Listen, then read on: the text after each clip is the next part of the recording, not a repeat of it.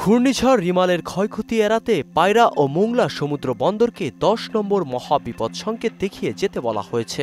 একই সঙ্গে চট্টগ্রাম ও কক্সবাজার সমুদ্র বন্দরকে ৯ নম্বর মহাবিপদ সংকেত দেখিয়ে যেতে বলেছে আবহাওয়া অধিদপ্তর।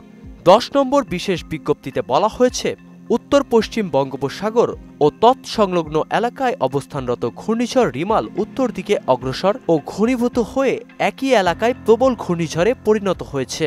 ঘূর্ণিঝড়টি আরও উত্তর দিকে অগ্রসর হয়ে আজ সন্ধ্যা বা মাঝরাত নাগাদ মোংলার কাছে দিয়ে ভারতের পশ্চিমবঙ্গের খেপুপাড়া উপকূল অতিক্রম করতে পারে।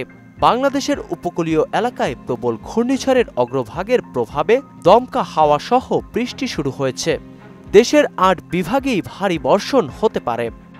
ঘূর্ণিঝড় কেন্দ্রের ৫৪ কিলোমিটারের মধ্যে বাতাসের একটানা সর্বোচ্চ গতিবেগ ঘণ্টায় ৬২ কিলোমিটার, যা দমকা অথবা ঝোড়ো হাওয়া আকারে ৮৮ কিলোমিটার পর্যন্ত বৃদ্ধি পাচ্ছে। ঘূর্ণিঝড় কেন্দ্রের নিকটবর্তী এলাকায় সাগর উত্তাল রয়েছে। ঘূর্ণিঝড়ের প্রভাবে দেশের উপকূলীয় ১৫ জেলা ও তাদের অদূরবর্তী দ্বীপ ও চরগুলোতে জলোচ্ছ্বাসের আশঙ্কা রয়েছে। আবহাওয়া অফিস জানায়, উপকূলীয় জেলা খুলনা, সাতক্ষীরা, বাগেরহাট, পিরোজপুর, ঝালকাঠি, বরগুনা, বরিশাল, ভোলা, পটুয়াখালী এবং তাদের অদূরবর্তী দ্বীপ ও চরগুলোতে ১০ নম্বর মহাবিপদ সংকেতের আওতায় থাকবে।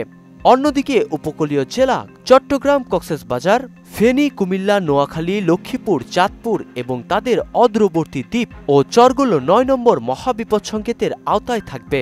ওয়ালটন ফ্রিজ কিনে অনেকের মতো আপনিও হয়ে যেতে পারেন মিলেনিয়াল, সেরা পণ্যের সেরা অফার।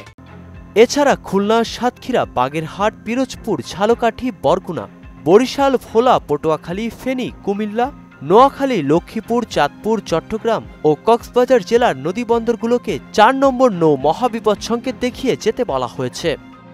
অতি ভারী বর্ষণের প্রভাবে কক্সবাজার, বান্দরবন, রাঙামাটি, খাগড়াছড়ি ও চট্টগ্রামের পাহাড়ি অঞ্চলে কোথাও কোথাও ভূমিধস হতে পারে। এছাড়া উত্তর বঙ্গোপসাগর ও গভীর সাগরে অবস্থানরত মাছ ধরার নৌকা ট্রলারকে পরবর্তী নির্দেশ না দেওয়া পর্যন্ত নিরাপদ আশ্রয়ে থাকতে বলা হয়েছে। নাসিমুল বারী, সৌরভ, মোহনা ডিজিটাল।